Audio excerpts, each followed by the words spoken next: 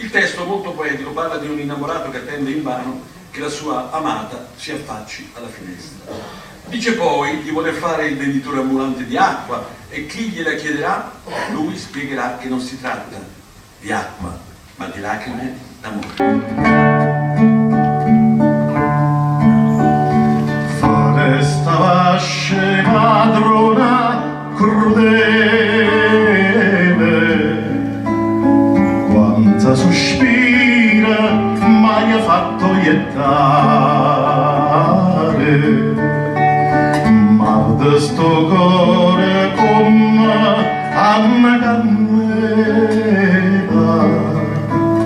bella quando te sento a non menare, oi piglia la esperienza della neve. La neve è fredda e se fa maniare, e tu come si tanto aspra e crudele, morta ma vita e non mi vuoi aiutare.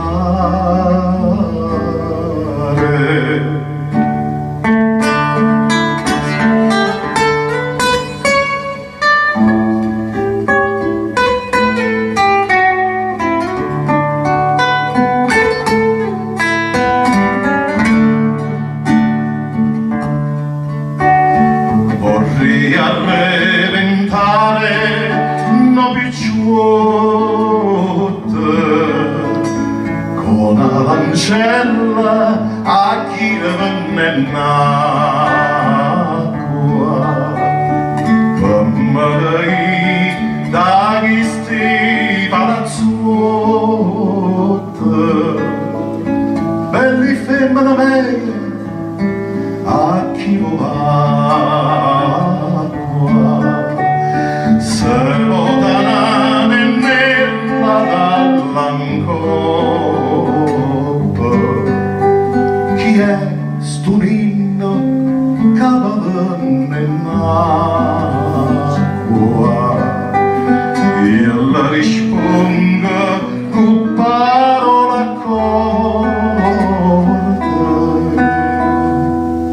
son lacrime d'amore e non ne ha.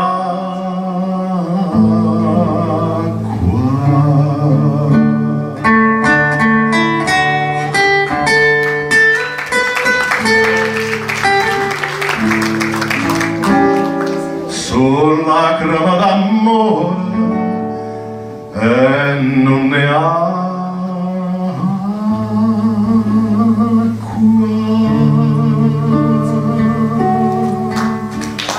Acqua.